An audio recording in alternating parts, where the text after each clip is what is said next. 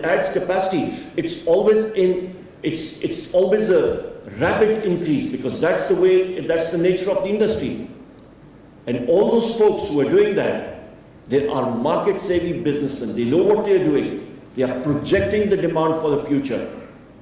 When you keep all these things in perspective, ladies and gentlemen, and then the challenges that are here today, that we are facing, we have a rising import bill, a rising current account deficit, which we are trying to suppress with import substitution. We are trying to reverse the energy matrix that we have today. The dependency on imported fuels has to go down. It is essential for our national security. And when we talk about the energy sector as it stands today, and as was mentioned by Nadeem Bhai, we've got substitute fuels and we've got competitive fuels going around. Let's just dwell upon renewable energy. Ladies and gentlemen, the pricing of renewable energy is dropping because of advancements in technology. We are talking about the set rate, the established rate in Pakistan is 4.5 cents per unit. We are talking about energy rates coming down to 2 cents per unit in the very near future, in the 3 to 4 year time horizon.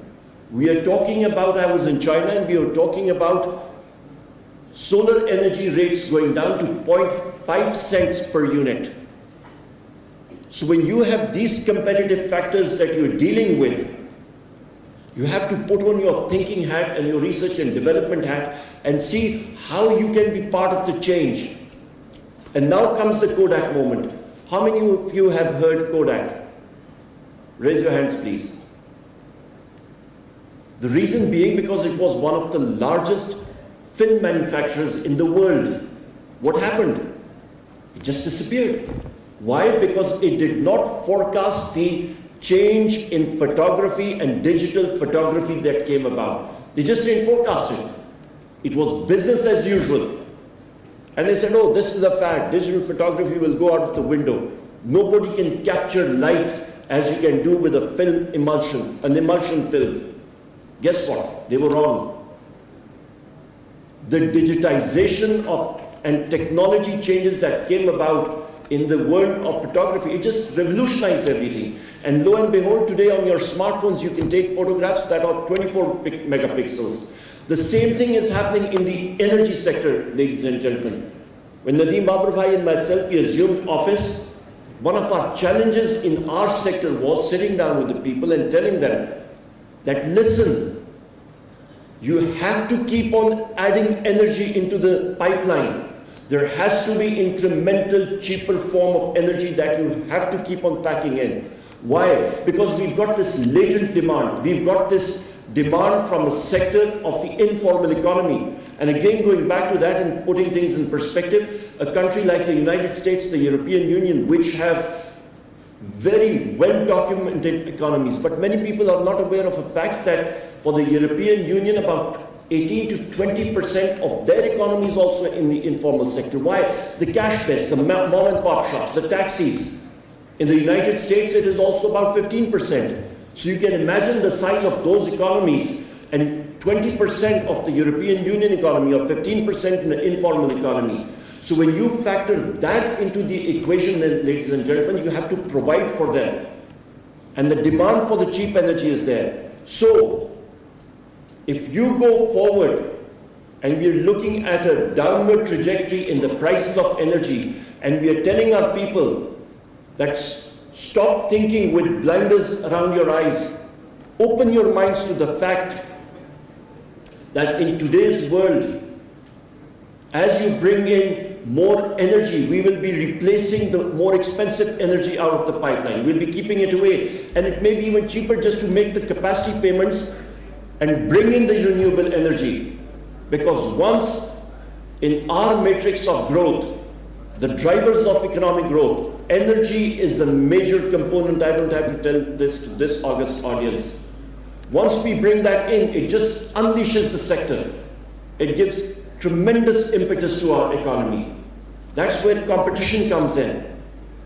And our growth targets for the renewable energy sector, ladies and gentlemen, by the year 2025, what you saw, what Mr. Faizan projected, approximately 2 to 3% of renewable energy. We want to take it by 2025 to 20% of our energy mix. And by the year 2030, renewable energy, which does not include hydel, we are projecting it to reach 30% of our energy mix. Those are the changes that are taking place.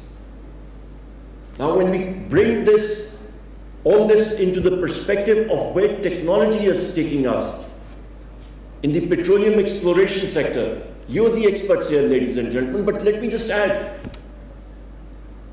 the component what Mr. Nadeem Babar also alluded to and mentioned in detail, artificial intelligence. And another component with that, when you factor that in, is quantum computing. The world of computing as we know it today, the binary, the 0 and 1, it's going to change. The decision-making abilities with quantum computing, with artificial intelligence, the energy exploration and production functions, whether you look at it upstream, midstream, downstream, energy production, it's just going to revolutionize the energy matrix. Distributed generation systems, what we are looking at today, some of our experts, they had this mindset that no, we should just, the renewable energy, the grid can't take it. Well, we are pushing them to make changes in the grid, to make use of the variable energy that is available on demand. And we told them that you have to realize that the Kodak moment should happen in the industry to the energy sector itself, because the technologies are fast becoming available.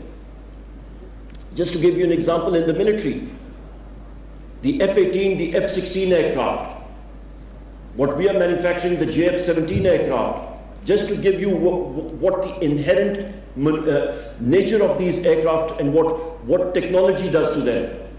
If you were to fly these aircraft without onboard computers, ladies and gentlemen, the pilot will not be able to fly that aircraft because it is inherently unstable to fly without onboard flight computers.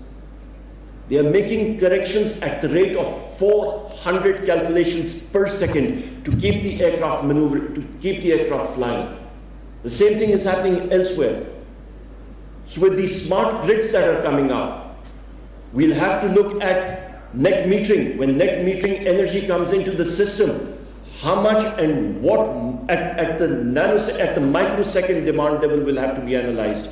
Where is energy required? Where is it going? What is the active and reactive load? All these calculations, which are today being done with a 24-hour lag period, and that too at the very macro level, it will have to go down at the micro level. Another important factor, changes in the material science. What seems impossible today in the exploration of hydrocarbons is going to be very possible in the very near future. Take the example of rare earth metals. The investments China is making in these very metals, in the material sciences, in magnetism, in various other rare earth metals, and the way these materials are combined, you are creating a class of metals that was never even thought of before, with the ability to drill deeper, with the ability for your computers transporting all these goods and services. Nadeem Bhai mentioned the harnessing of hydrogen. Let's go a step further. With quantum computing around the block, fission energy has already been harnessed militarily as well as for peaceful purposes. Hydrogen or fusion energy has been harnessed for military purposes with a hydrogen bomb. But fusion energy has not been harnessed for civilian purposes. Why? Because the plasma has to be contained. There's no metal to contain the plasma at 1.5 million degrees Celsius. That's hotter than the core of the sun, ladies and gentlemen. They're working on it. And it can only be contained with strong magnets. And where do those magnets come from? From the research and development in rare earth metals. That's where it's coming together. So now you see how all these components fit together and given impetus to the energy sector. And to give you an example, the changes in the electric fuel vehicles, the cell technology, the fuel cell technology, the rapid changes that are taking place. We'll have the ecosystem, Toyota, Honda, Mercedes, BMW. All these companies are investing billions of dollars in their research and development for this very purpose. And once the demand for fuel for the hydrocarbons diminishes, we'll have a pricing structure which would have been thought of impossible today or even a few years ago. Oil trading at less than $8 a barrel. So all the companies in this industry will have to be more nimbler in looking at how do you fit in. Look at shale oil. When price of oil went above a certain level, investments, all of a sudden it became very efficient and economical to invest in these technologies. Ladies and gentlemen, the conference has to carry on, so I'm going to slowly start winding up my brief talk.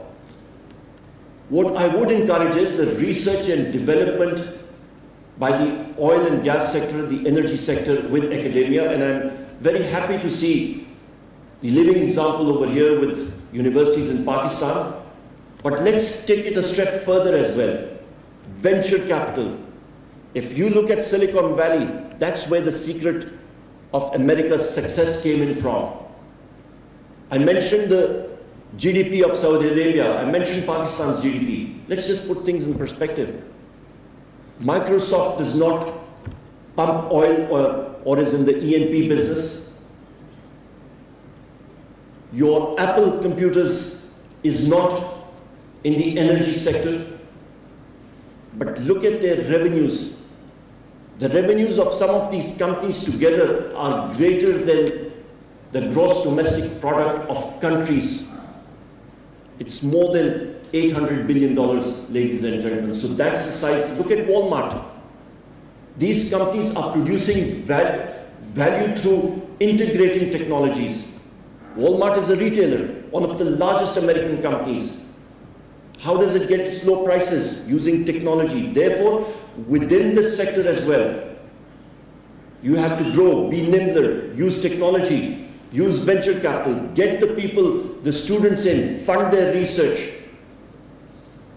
I was in Germany approximately 14 years ago and I was visiting a company that excels in surface treatment.